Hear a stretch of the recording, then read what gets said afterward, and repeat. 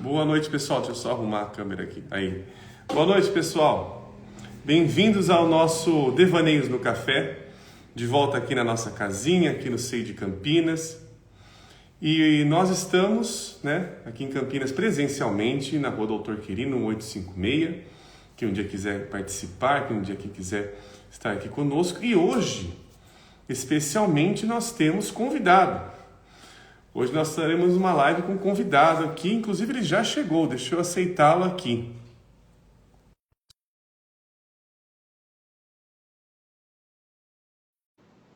Deixa eu ver aqui, esperar chegar.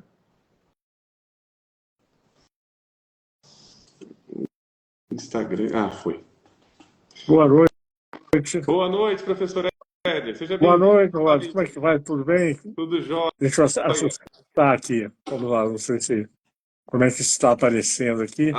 Vamos ajustando aqui. Agora para mim aparece melhor, porque a sua cabeça estava sendo cortada. Agora está. Não faça isso.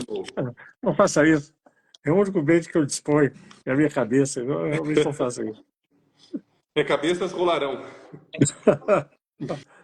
Mas, tudo bem? Já tem algum tempo que a gente não dialoga aí, né? Que a gente não devaneia. Eu estava até vendo, professor, porque as lives do Devaneios, ela vai estar indo para o YouTube também, ela está indo no SEI aqui de Campinas, e agora está indo para o Spotify. Acho que a nossa live foi a 15ª, 14ª por volta, se não me engano. Acho que eu devo estar errado, mas acho que foi por volta. Então já faz aí o quê? Uns 6 meses por volta, se minha cabeça não está falhando. Nossa, 6 meses? Quanto tempo? Eu não sabia que tinha muito tempo, mas não imaginava que era tanto tempo assim. Inclusive, professor, já que a gente faz tempo que a gente não conversa, por favor, apresente-se para a gente, por favor, um pouquinho. Tá bem, vou me apresentar. Eu sou Éder Schmidt, eu sou médico, psiquiatra, psicanalista, sou professor, não perca a mania de falar que eu sou professor. Eu fui professor, me aposentei da Universidade Federal de Juiz de Fora, ainda vou lá, dou as minhas aulas, sou professor e quando me convidam em alguma sociedade de psicanálise, meu tema de estudo, meus temas de estudo preferenciais são a histeria e a história da histeria e as personalidades narcísicas, as perversões narcísicas, e são os temas dos quais eu gosto de falar, inclusive é um dos temas um desses temas é o que nós falaremos hoje, que é sobre as perversões morais ou perversões narcísicas. Eu estou em Juiz de Fora, Minas Gerais, e daqui que eu vos falo. Uma apresentação. Inclusive, sobre isso, uma curiosidade minha agora, tá? Porque nós fizemos, a nossa live aqui primeira do Devaneios foi sobre relacionamentos abusivos, mas tem uma pergunta que eu já deveria ter feito há um tempo já, porque é uma curiosidade pessoal minha, tá? O que lhe chama a atenção nesse tema? O que ele te atrai para você estar ali se especializando, ou tentando falar mais sobre ele? Olha, tem uma história. Quando eu estava fazendo a minha formação, eu fiz uma formação psicanalítica no Círculo, no Rio de Janeiro, e era um modelo muito formal. A gente tinha quase que períodos e tudo mais, e a gente tinha que apresentar trabalhos, e ao final de cada período. E ali eu resolvi apresentar escrever alguma coisa sobre o desenvolvimento da noção de recusa na obra freudiana. E como é que Freud, quais os caminhos traçados por Freud até chegar a essa ideia de que poderia dividir as organizações do psiquismo a partir dos mecanismos fundamentais, a rejeição, a recusa e o recalque. Então, eu fui fazendo um traçado na obra do Freud e achei muito interessante estudar as perversões. Esse trabalho foi publicado, mas foi publicado há tanto tempo no Jornal Brasileiro de Psiquiatria, foi publicado há tanto tempo que em 1985 é, naquele, não tem nada na internet, né, sobre esse trabalho, não tem. Quer dizer, só mesmo algum exemplar antigo, né, do Jornal Brasileiro de Psiquiatria, que era do IPUB, né? Mas a partir daí eu comecei a estudar a questão da recusa, fui estudar a parte de perversões, e comecei a seguir por isso, achando interessante. E é um tema curioso, porque não é alguma coisa que apareça na clínica. Não é? A gente sabe que a nossa clínica é basicamente a clínica de neuroses, né? Nós não temos, em geral, eu falo sobre esse assunto e sempre lembro o seguinte: olha, se você achar que aquele seu paciente é perverso, pense que você está errado, né? Que ele não é perverso. Porque é muito raro que a gente encontre um perverso clínico mesmo, dentro da psicopatologia freudiana, né, que a gente encontra uma pessoa com uma organização perversa. A gente encontra modelos de vinculação, que são modelos que escapam bastante às vezes, a nossa compreensão, principalmente a nossa aceitação, mas que eu chamaria mais de perversidades do que propriamente de perversões, né? E esse conceito de perversidades, que não é um conceito, né? Mas essa nomeação, perversidades, ela leva sempre alguma tendência moralista, né? Então a gente fala, "Oh, isso é uma perversidade", porque normalmente as pessoas não fazem assim, né? Normalmente, né? Então isso é uma perversidade porque essa pessoa ela é muito fora dos padrões, ela rompeu em alguma medida, mas essa ruptura ela não obrigatoriamente não leva à questão a uma organização perversa. E isso aparece no âmbito da neurose também, né? Então a gente não vai dizer porque aquela pessoa, porque cometeu perversidades, porque cometeu coisas imperdoáveis, inaceitáveis, abjetas, que por conta disso, então, aquela pessoa obrigatoriamente teria uma organização do psiquismo de tipo perversa, fundamentada no mecanismo de recusa e tudo mais. Não, né? Não obrigatoriamente. Aliás, eu acho até que eu estou até entrando um pouco no tema é, seria o nosso tema hoje, né? Porque até uma conversa que nós tivemos, né, Rod, assim, onde você lembrava o seguinte: olha, existem casais, né? Porque a gente se propôs a falar de relacionamentos abusivos, Sim. né? E aí então a gente. Peraí, houve um probleminha aqui com a minha luz, Eu vi essa luz apagando um que pouco aí, não apagou tem problema. aqui. Ela está aqui no computador, o computador descansou e pronto. Se ela ligada no computador, ele vai direto, né? Ele desliga direto. Pois é, mas eu vou ficar atento aqui, não vou deixar. Pronto, voltamos aqui Aí. com a luz, fez a luz.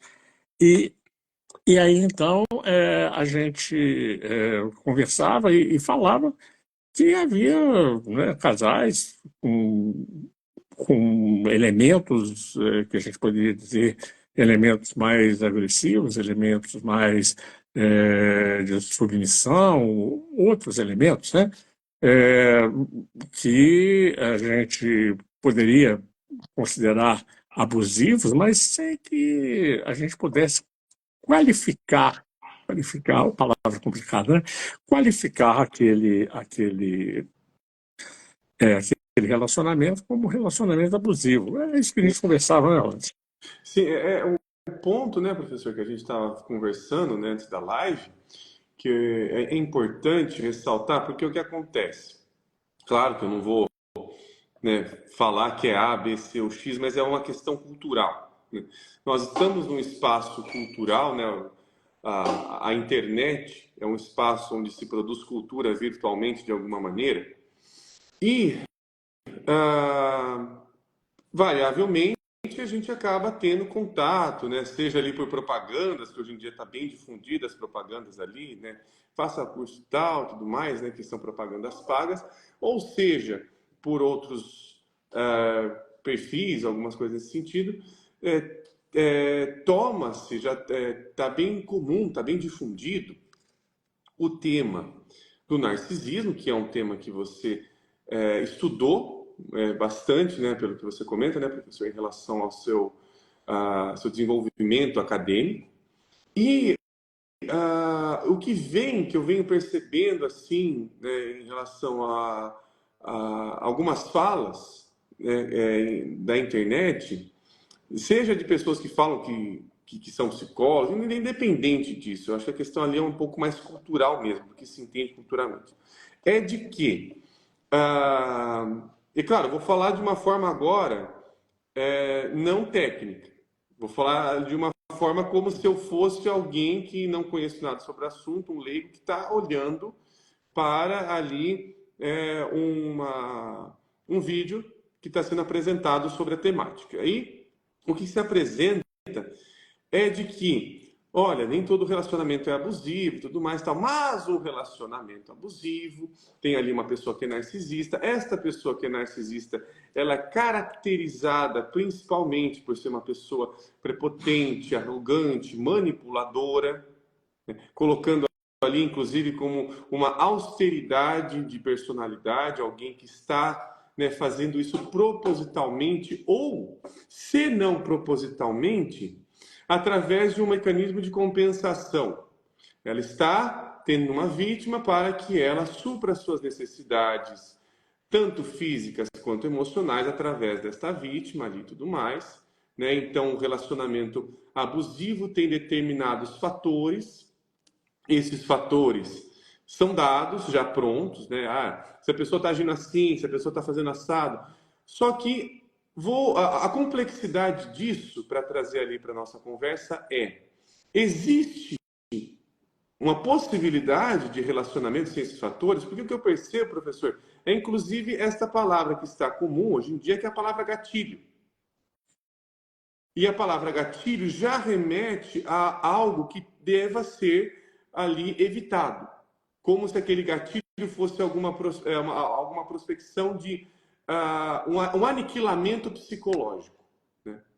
Um aniquilamento de essa pessoa ali, ela quer me rebaixar, essa pessoa ali, ela quer me colocar num patamar inferior, então isso já interpreto como sendo um relacionamento ou uma forma abusiva de relacionamento, melhor dizendo, e aí isso precisa ser evitado. Como é que você vê esta temática acontecendo?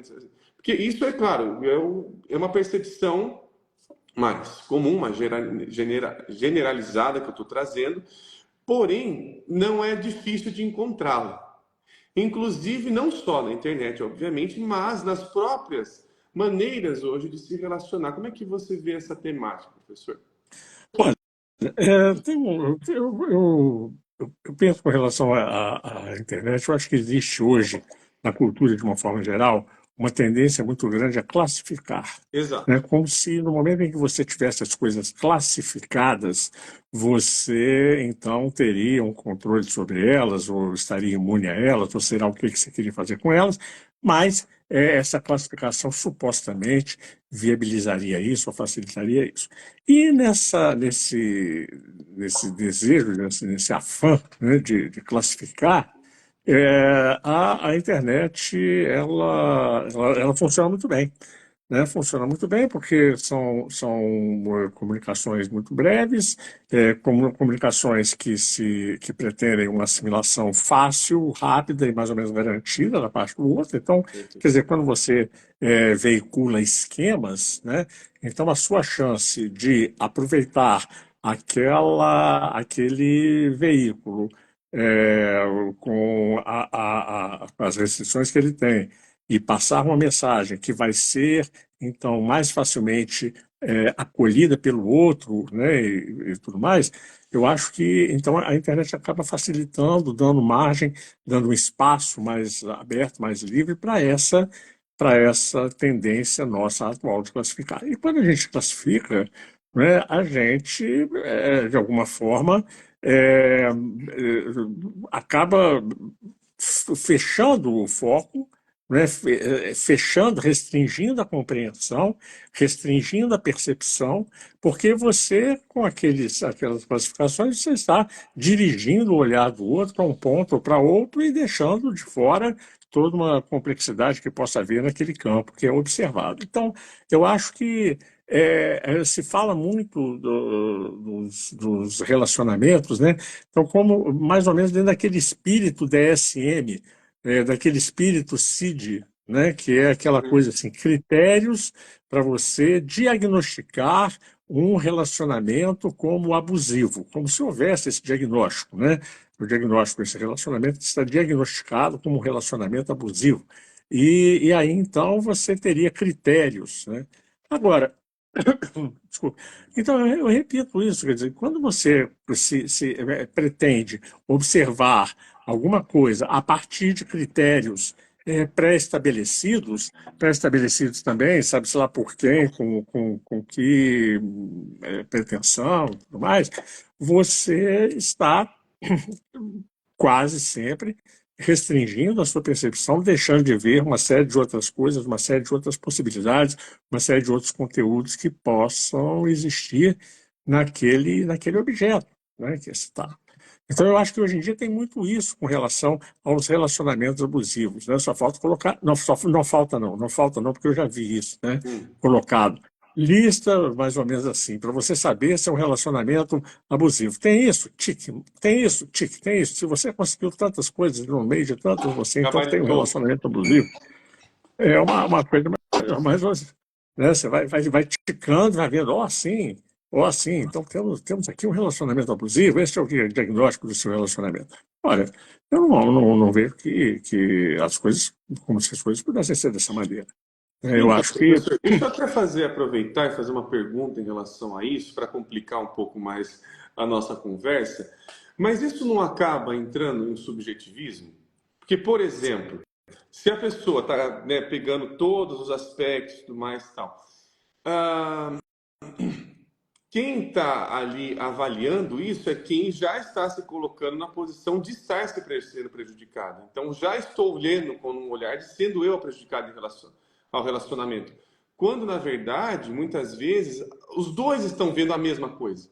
Ela que está fazendo, não, ele que está fazendo isso, né? Tô colocando ele como se fosse um casal heteronormativo, no caso, mas não exigente a essa questão de como deve ser o relacionamento. Porém, o que acaba acontecendo é como se, pelo que eu entendo, é como se o abusivo é quando eu não estou sendo considerado através das minhas emoções, dos meus sentimentos, a pessoa não está vendo e através dela, ela manipula. A questão ali é como se o tempo todo houvesse uma vigia a estar ali de, bom, essa pessoa ela está me manipulando, essa pessoa ela está ali, na verdade, trazendo, né? Ela não está falando sobre o ponto de vista dela, ela está tentando anular o meu. Qual que é a diferença entre os dois? olha, eu acho que o que que você pode chamar de um relacionamento abusivo, eu acho que isso seria, desculpa, Imagina.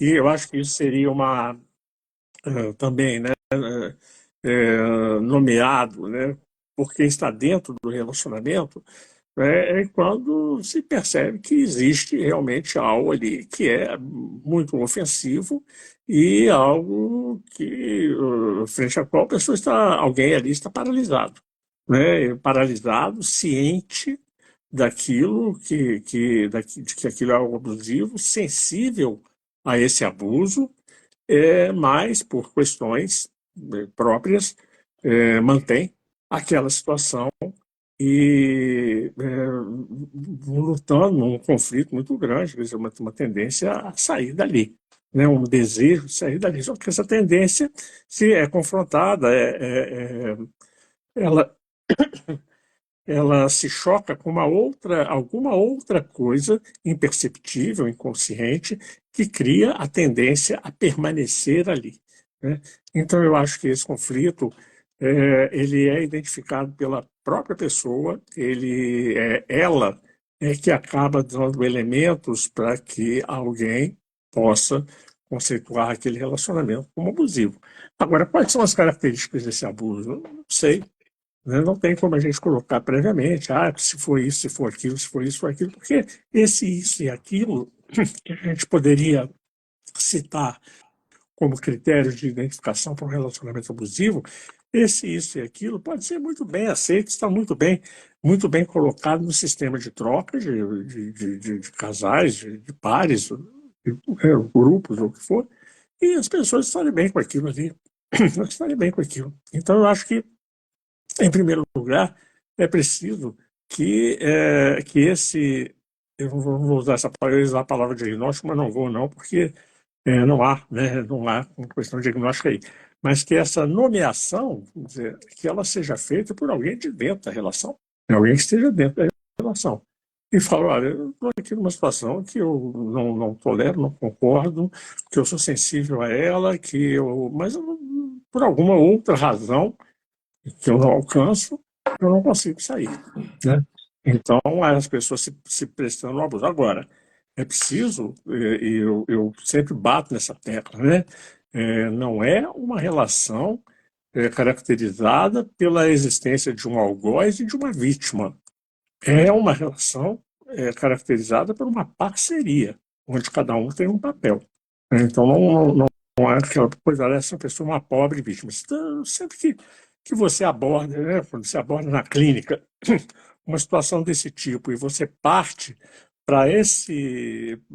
desse ponto de vista, que aquela pessoa que está ali se queixando que não pode sair, então é uma vítima, você não vai a lugar nenhum, né? Você vai cair numa posição de conselheiro, dando conselhos inúteis, porque você não vai dizer nada de novo para ela, porque tudo que você disser alguém já disse, ou ela mesma pensou sozinha, mas você, clínica ali, você não vai fazer, não. Entendo eu. Perfeito, professor. E aí é que tá. Eu vou explorar um pouco mais essa visão, porque exatamente esse é o ponto aonde a gente vai olhando para a relação no que sustenta ela em algum fator inconsciente. Esta parceria, qual que é a diferença entre essa parceria e essa relação ali, que eu vejo ela sendo uma relação mais verticalizada entre algoz e vítima? Eu acho o seguinte, todas as relações são relações de negociação, né? Existe um relacionamento quando existe uma negociação. A gente tende a achar que a grande maioria das relações tem uma negociação, porque essa negociação ela é mais facilmente identificável. E que tem uma outra parte em que não haveria negociação, haveria apenas uma imposição do desejo, dos valores, ou do que for, né, de um sobre o outro que acata aquilo passivamente. Eu acho isso, eu estou apontando justamente para esse equívoco, porque todas as relações são de acordo, todas as relações são de negociação, sem exceções. Talvez, no âmbito das perversões sexuais, você tem aí relações que sejam sem negociação, né? Se você for ver uma relação estritamente pedofílica, né? É uma relação que não tem negociação, porque quem está do outro lado não tem condições de negociar. É, uma relação ocorreu uma relação necrofílica, menos ainda, né? Mas, de qualquer maneira, existem situações ali no âmbito da perversão sexual. Agora, no âmbito da perversão moral, essa que aparece nos casais, né? Porque é essa perversão que gera o acordo, né? O acordo das relações abusivas, ela é de negociação igualmente. Só que é uma negociação que, porque foge muito ao senso comum, foge muito àquilo que nós estamos acostumados a ver, àquilo que nós estamos acostumados a esperar dos relacionamentos. Por conta disso, o que acontece é que a gente acha que não tem negociação, mas tem. Né? Um vai ter um papel definido e o outro vai ter outro papel definido. É por isso que a relação se mantém. É assim que a relação se mantém. Quer dizer, no momento em que alguém vai para uma terapia e alcança esse papel, elabora esse papel e entende que ela tem outras formas de satisfação que não sejam essas, preferenciais e tal, é, desfaz esse acordo, né? Desfaz esse acordo e essa relação termina. Né? É o que a gente pretende na clínica. Quando a gente recebe, né? Quando a gente recebe situações desse tipo. E, bom, é nesse sentido, professor, então aí a questão é, acho que esse é um ponto bem interessante, a parceria ela envolve uma negociação, né?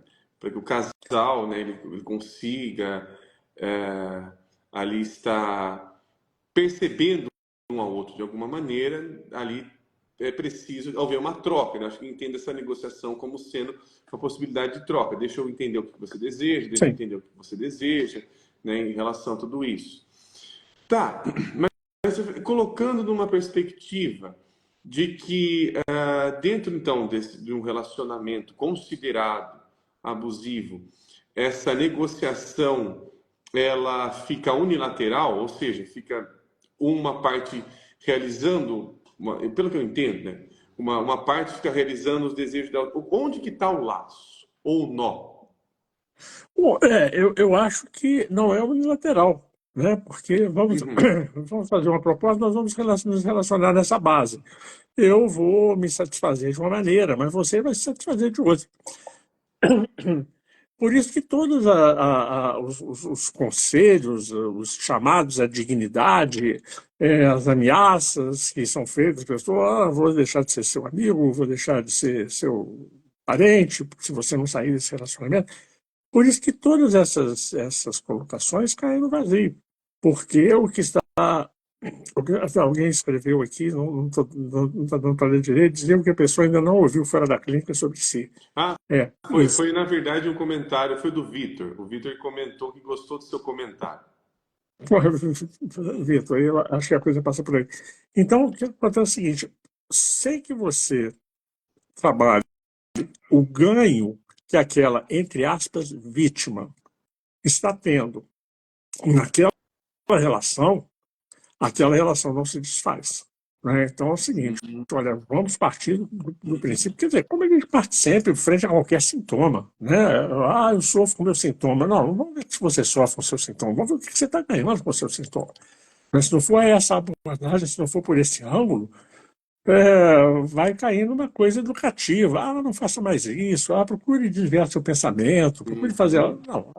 Aí, enfim, esse sintoma pode até desaparecer, mas vai voltar do mesmo jeito ou modificado, né? Então, frente a qualquer sintoma que a gente vê isso. Mas eu não quero saber do que você está perdendo, quero saber do que você está ganhando. A mesma coisa nessas relações. O que você está ganhando com essa posição de vítima? Que lado seu, que desejo seu, que expectativa sua está sendo atendida quando você se mantém nesse papel? Então, existem expectativas diversas, né? Quer dizer, eu acho que o perverso moral ele é sempre muito sedutor, né? É muito fácil que ele te faça pensar que ele tem a ciência, né, do prazer, da satisfação, que ele pode tudo, né, e que você vai partilhar desse tudo, vai partilhar desse poder que ele tem, né, estando ali. Eu não acho que as coisas não se reduzem a isso, não, mas você entende? Então tem alguma coisa ali, tem uma fascinação, tem uma proposta que foi aceita, né? Tem uma fascinação ali. Essa pessoa que está como vítima, ela está naquele lugar porque ela espera receber alguma coisa que parece ser interessante ou que é interessante, né? Ou, sei lá, às vezes pode ser tanta coisa, né? A gente fica falando, a gente fica restringindo as coisas, mas sei lá, né? Há uma expectativa masoquista que é levada para aquela relação, não é? Então não há relacionamento sem negociação. Não há relacionamento sem negociação. Quer dizer, não, da mesma forma que a gente fala que não tem sintoma, não é, sem uma satisfação. Quer dizer, aquilo que a gente tanto ouve na clínica, não é que é mais ou menos o seguinte: Olha, eu quero que você me livre do sofrimento do meu sintoma, mas me deixe com o ganho que ele traz. Mas é uma proposição impossível, né? Uma proposição impossível. Não tem jeito para você se livrar definitivamente do sofrimento que aquele sintoma traz, você obrigatoriamente vai ter que abrir mão da satisfação que ele traz também. Né? Vamos deixar esse negócio, aí no caso é da pessoa consigo mesma, e não entre um e outro, né? Como a gente está falando dos relacionamentos, mas não vai ter jeito. Você quer livrar do seu sofrimento, quer se livrar do seu sofrimento, vai abrir mão do seu prazer, né? Porque não há sintoma que não seja sustentado por uma satisfação inconsciente que possa parecer absurda, que possa fazer até com que isso que eu estou acabando de falar pareça absurdo. Como assim? Vai dizer que tem satisfação e tal, não sei o quê. Alguém está perguntando É, aqui. alguém acabou de acabar de falar isso, professor. A Flá E, Regina e, perguntou. quando, e quando a situação abusiva passa pelo fator econômico. Olha, eu acho que essa situação, algumas vezes, né, ela é uma situação criada, né, é criada uma dependência econômica ao longo de um tempo, até que essa dependência econômica seja sólida o suficiente para fazer com que essa pessoa se mantenha, com que uma pessoa se mantenha ligada à outra, por essa razão, né? Existem também possibilidades, né, da pessoa abrir mão daquilo que tem e viver. Ninguém vai cobrar isso de ninguém, né? Porque cada um sabe de si, cada um sabe até do que está disposto a abrir mão. Agora, quando a questão é financeira, você vê que existe até um ganho, numérico, né, pecuniário aí, né, envolvido nesse acordo, né? Então, resumindo, as relações são parcerias que precisam ser negociadas, sem nenhuma dúvida. Dos melhores encontros aos piores encontros, né? É uma coisa negociada. Mas então, o que eu estava falando, que na questão econômica, pode ser que essa situação tenha sido construída ao longo de um tempo e, como eu falei, cria uma solidez que impeça que a pessoa saia dali por uma razão objetiva, né? Pode ser também que haja uma acomodação na dependência financeira. Pode ser realmente que não haja nada disso, mas de qualquer maneira, a pessoa está ali por conta de um desejo, né? Está ali por conta de uma vontade. Por mais que isso possa parecer cruel quando levado para determinadas situações, mas a verdade é essa, né? Se você permanece no relacionamento, a gente ouve, né, pessoas que pagam caro, às vezes até com a própria vida, porque resolveram sair do relacionamento, né? Isso é lamentável, isso é absurdo. Mas uma imposição, às vezes imposições até mais drásticas do que a financeira, né, que até ameaça física, até isso pessoas enfrentam quando não querem mais estar ali, né? E isso, essa ameaça física acaba sendo mais drástica, penso eu, em geral, né, do que a situação financeira. Ó, aí vira uma tragédia, né, professor? Que aí Tragédia. a coisa ela foi tomada de uma forma tão literal, como assim aquela frase perigosa, né? Sem você eu não vivo, como se já tivesse ali é como se ali tem uma relação de dependência já no caso, né? Como se eu dependo de você para viver. E isso, é claro, a gente está falando de um plano da fantasia.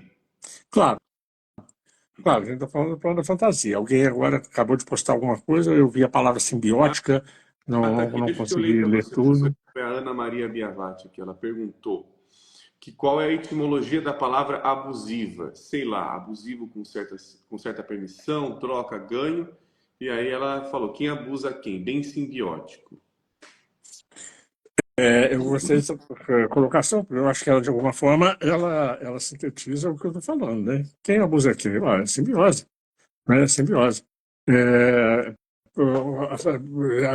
havia um autor, ele já morreu, mas a obra dele está aí, né?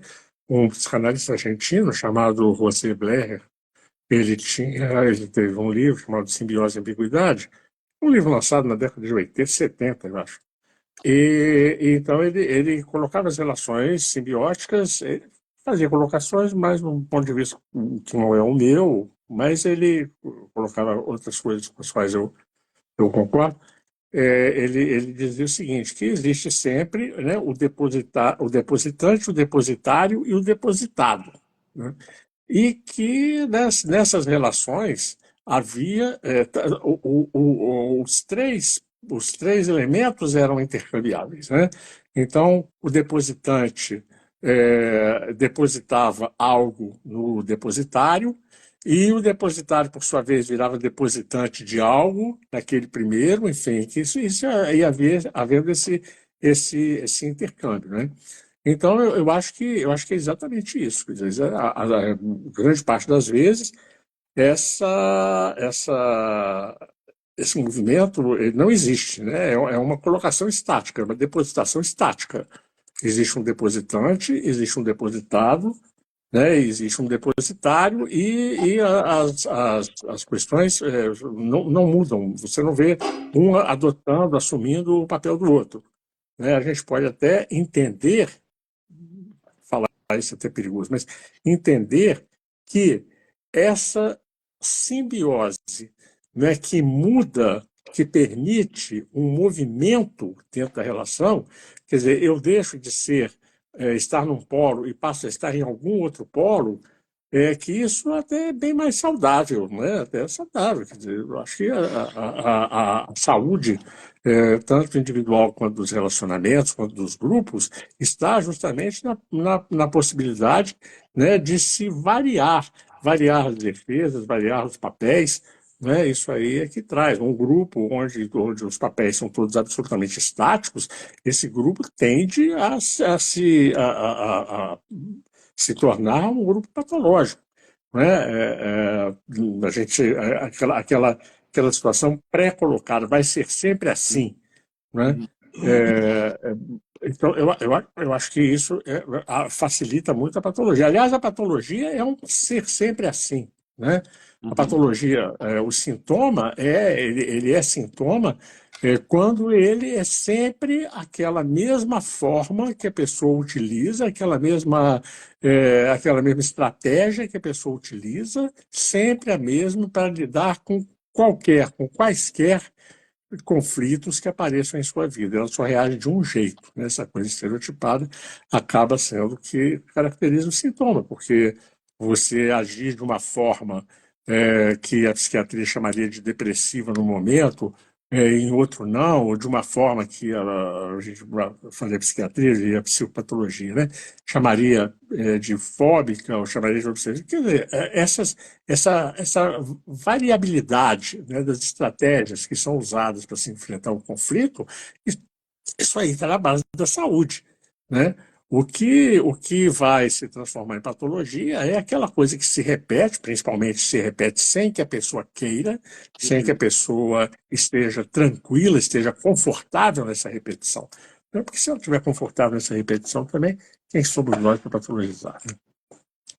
Exatamente, né, professor? E ainda tem mais perguntas, está suscitando bastante perguntas. Deixa eu só fazer uma primeira Sim, ali em sim. cima, porque eu acho que passou ela aqui, ó. Deixa eu ver se eu encontro. Da Pauline. Atravessar o sofrimento de uma relação, então, seria uma forma de realizar um desejo na sua permanência? Bom, sim. Em princípio, sim. Em princípio, sim. Agora, existem formas de você atravessar o sofrimento, né? Você atravessar o sofrimento, entendendo que aquele sofrimento está numa situação de crise como tal, ela vai ser resolvida e nessa resolução sempre há alguma melhora, alguma progressão, né? Algum amadurecimento do casal e tudo mais. Bom, isso aí é uma coisa bastante saudável. Quer dizer, todo relacionamento ele, né, à medida que o tempo passa, ele vai passando por crises. E essas crises trazem sofrimento. E suportar esse sofrimento é a forma de você sustentar um relacionamento que é um relacionamento que vale a pena, né? Um relacionamento que tem uma razão de ser, né? O contrário disso seria a primeira crise e você pular fora, você sair do relacionamento, não quero isso não, você não vai aceitar. Né? Quer dizer, é até um direito que se tem. Você não querer enfrentar uma crise e sofrer por aquele relacionamento.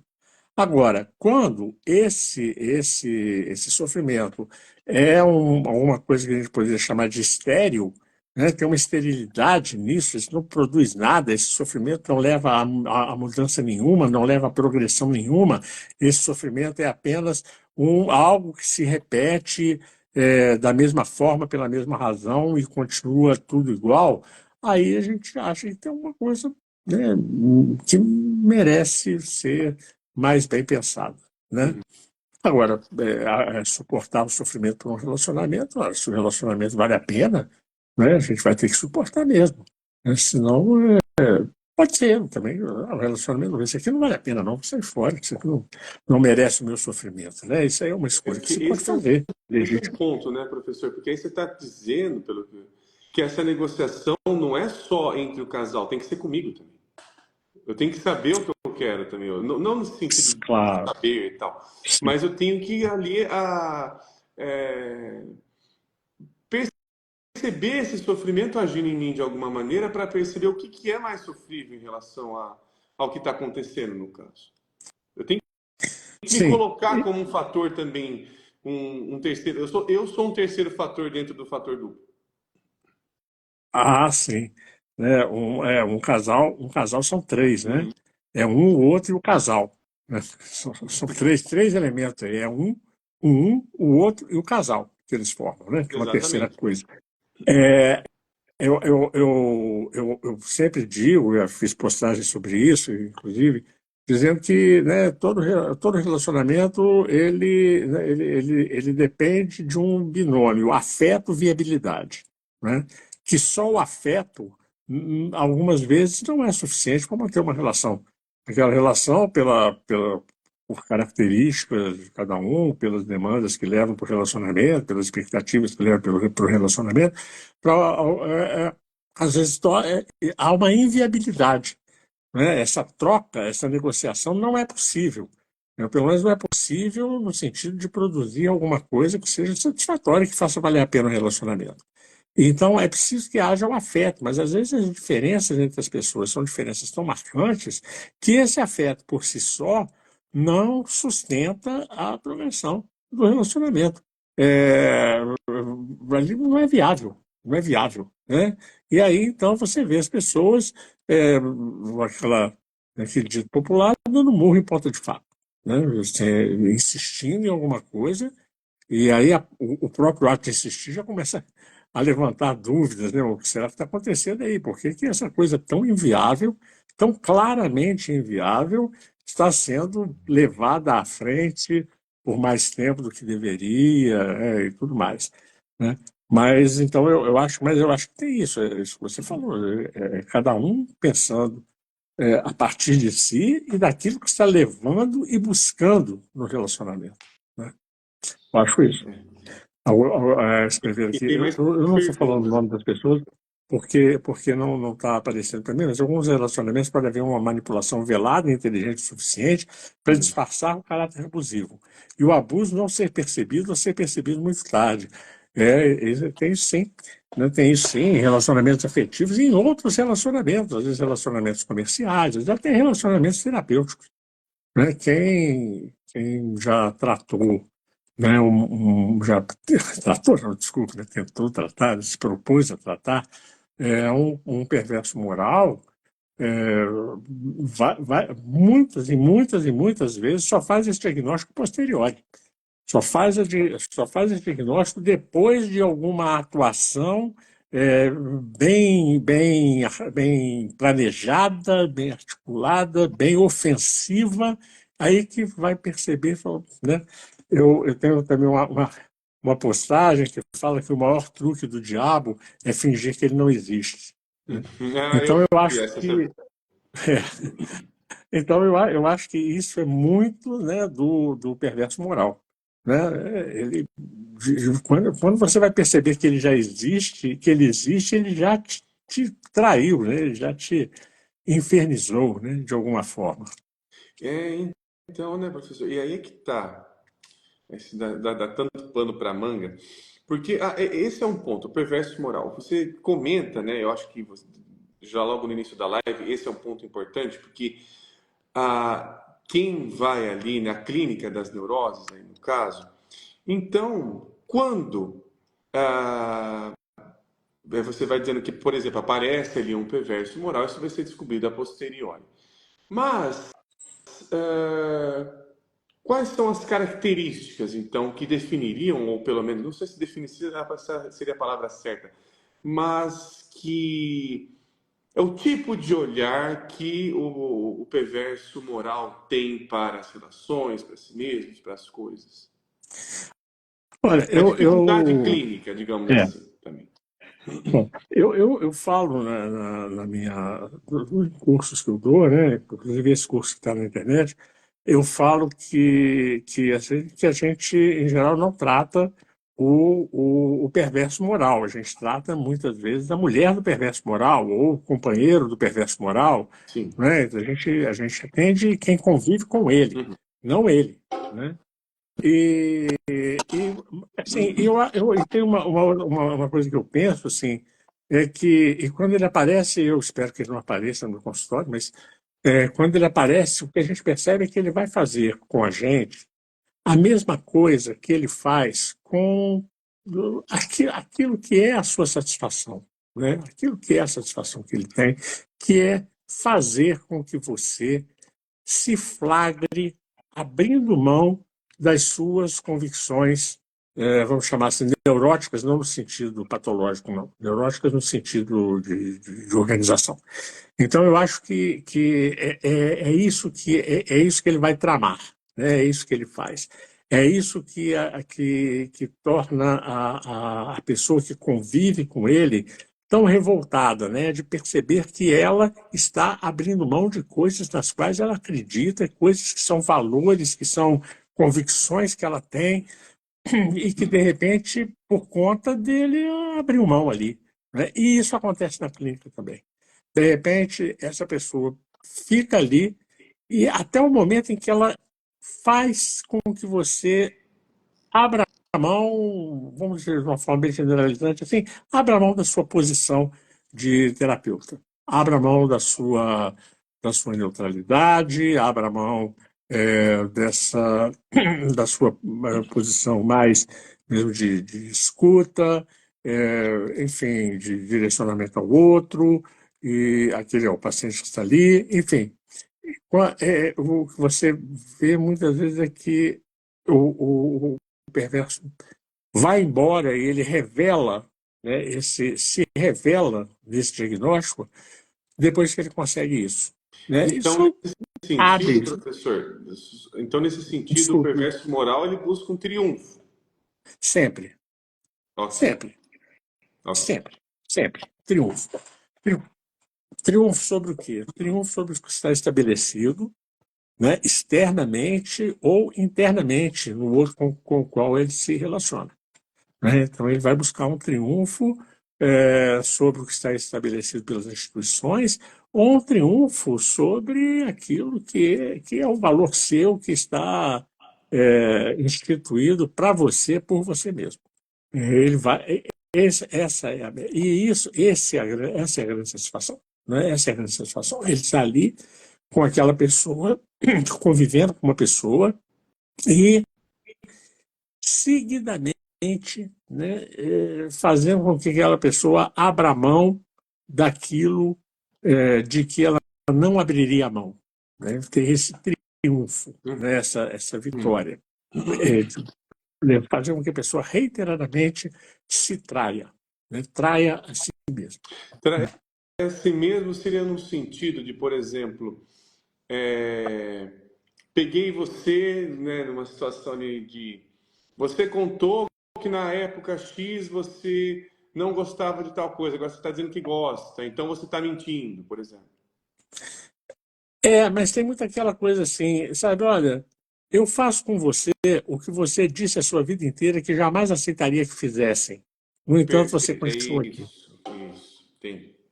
Né? Então, acho que, Ah, acho que esse talvez fosse assim, um diálogo bem ilustrativo da situação. Né? Eu estou fazendo e continuarei fazendo com você aquilo que você jurou que ninguém faria, e você continua aqui. Né? uhum. Aquilo que você jurou que jamais permitiria, e você continua aqui. Então, eu acho que essa é a questão. E isso aí eu estou olhando mais a parte, não estou olhando a parte subterrânea do acordo, não. E isso é que faz com que a pessoa tenha aquela mortificação, né, aquela vergonha, aquela dificuldade, até necessidade de esconder o que se passa para não ter que assumir isso perante outras pessoas e perante outras pessoas ao mesmo tempo para si mesmo, né? Assumir para consigo mesmo. Então, agora tem uma pergunta do Vitor aqui. Tem uma outra lá em cima, mas essa do Vitor aqui eu acho que eu vou passar primeiro, por causa que já está dentro da discussão que a gente está agora aqui. E qual é a primeira reação do perverso moral a uma grande frustração? Olha, eu acho que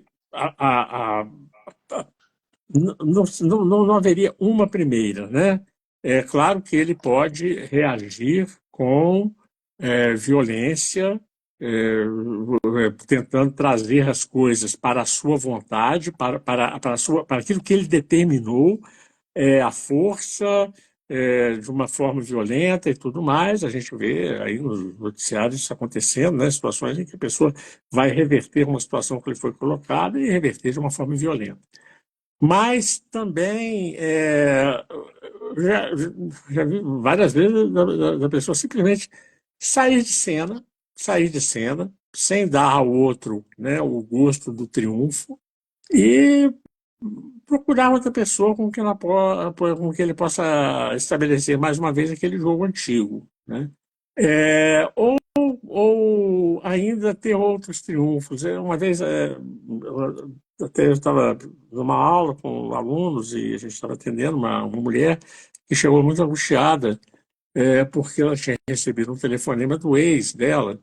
E ela, falando do relacionamento, deu muitas pistas de que esse ex muito provavelmente seria um perverso moral e tudo mais.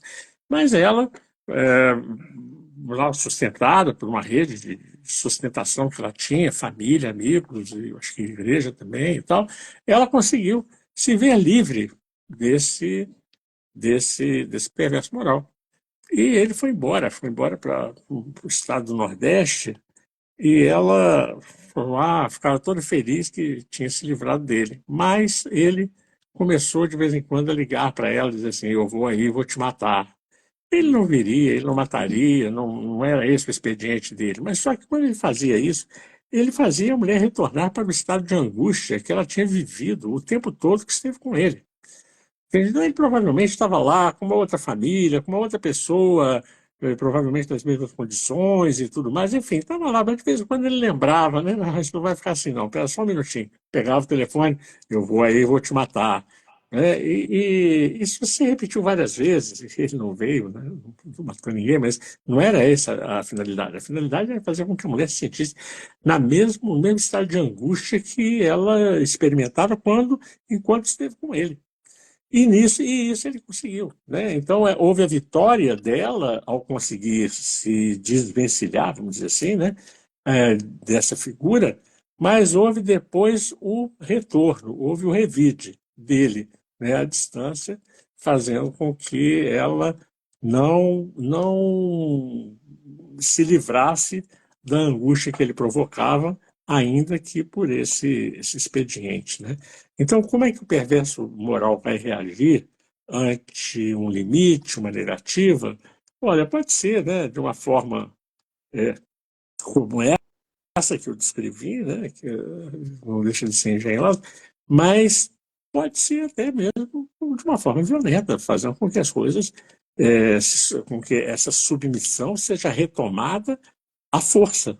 né, essa submissão do outro, seja retomada à força. Então, Então, né, aí tem várias coisas. Então, professor, nesse sentido, só para o relacionamento configurado nesse sentido de perversão, ele está sempre dentro de um relacionamento onde tem uma. Não é a palavra, deixa eu achar ela ali. É uma disputa, no caso. Ele está sempre sendo configurado dentro de uma disputa. é, eu não tinha colocado as coisas dessa maneira, mas eu acho bem interessante, né? Porque é uma disputa do perverso com os valores do outro, né? É uma disputa Sim, do perverso com os valores do outro. Vamos dizer quem ganha, quem se impõe aqui, né? Porque é claro que até achar uma pessoa que estabeleça essa negociação com ele, esse acordo com ele passou por outras que, né, não quiseram, não estiveram afim, perceberam claramente ou perceberam, intuíram, né, que ali estava, né, algo que não valia a pena enfim, não se envolveram. Mas com alguém entrou nessa disputa, né? Alguém entrou nessa disputa. E é uma coisa interessante também que você ouve muitas vezes a pessoa a pessoa que convive, né, com o perverso moral dizer que tem ali também uma questão porque um dia ela vai mudá-lo, né? Um dia ela vai fazê-lo ser diferente, ver coisas diferentes e tudo mais. Então, às vezes, essa disputa, essa que você apontou, é o às vezes tal essa do disputa é até beija-sapo muito. nesse daí, né? Oi? É o tal do Desculpa. beija-sapo. Pois isso mesmo, exatamente. Um dia esse sapo vai virar um príncipe, né? Não vai, não vai. Não tente, porque não vai. Até porque o príncipe também é sapo. A relação Pois está é, junta. pois é, né? Também nada impede que esse príncipe que foi sapo volte a ser sapo, né? Uma vez sapo, quem sabe? Ou talvez o beijo é que transforma ele em príncipe e depois ele volta a ser sapo também, né? A gente aí está pensando Pois é, num sentido ali mais da é, fantasia, no caso. é.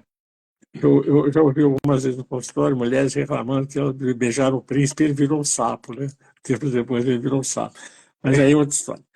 Mas, mas então, são essas questões. O que mais que tem aí? Eu não estou Tem vendo só as mais uma perguntas. pergunta, professor, que é Ah, assim, porque aqui já está terminando, já está quase nosso tempo. sim. Aqui, ó, a live, tô perguntando se a live vai ficar gravada, ela vai ficar gravada, os devaneios café, elas fica disponível, sim. Ah, só acho que dá para tempo só para mais essa pergunta, que é da Sueli. O par do perverso levaria uma vida de constantes constrangimentos? Em- Enquanto com o perverso, sim, Sim, né? O sim, par do perverso, né? A gente está pensando ali da outra parte. sim. Viveria uma vida de constantes constrangimentos. Porque criar esse constrangimento, criar essa mortificação, criar esse auto desprezo, vamos dizer assim, vamos, né, colocar a coisa assim, tudo isso é a meta do perverso, né? Eu vou fazer você se sentir traindo a si mesma, né? Eu vou fazer você se sentir numa situação de negar seus próprios valores, seus próprios desejos, suas próprias expectativas e tudo mais. Então, isso aí é uma constância, traz uma constância de constrangimentos, né? Mas Sueli, acontece, eu acho que professor, sim. porque aí nesse sentido, você. Tô tentando entrar na fantasia ali no caso. Então, nesse sentido, se a pessoa tem essas negações, é porque, nesse sentido, volta que eu sou a pessoa que descobre essas verdades e, por conta disso, eu tenho ali um valor amplificado. Seria nesse sentido. Eu não sei se eu entendi, Watson, desculpe, eu acho que eu Vou não tentar entendi. refazer. A intencionalidade do perverso, no caso. Ele faz ali, ó, dizer, olha, peguei você em contradição, peguei ali você, que na verdade isso que você gosta não é exatamente isso que você deveria estar gostando e tudo mais, para que o meu valor analítico sobre a sua vida seja melhor e maior, e por conta disso, o que eu valho, o que eu falo, o que eu penso, o que eu sinto é mais importante. Sim, tem isso, sim. E eu acho que isso nos relacionamentos aparece também dentro de uma coisa que é bem característica do relacionamento com o perverso moral. O perverso moral, pouco a pouco, vai minando todas as suas crenças, todos os seus relacionamentos, vai minando tudo aquilo que você acredita e se colocando como a única coisa que vale a pena na sua vida. Né? Ele é a única coisa Isso, que vale a exatamente. pena Chegou na no vida ponto, dele. é esse o ponto. Esse que é onde eu Né? queria chegar com a pergunta. É interessante porque isso acontece até com a gente também, né? Analisa com a gente que é terapeuta, né?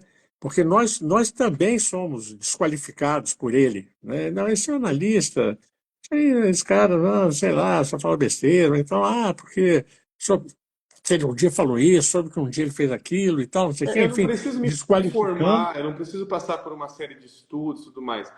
Eu percebo melhor e sou melhor que o terapeuta ali, que estudou Exata- tantos anos sendo Exatamente, terapeuta. exatamente. O tempo todo é isso, né? Eu sou a pessoa mais importante da sua vida e você, se você achar diferente, você está equivocado.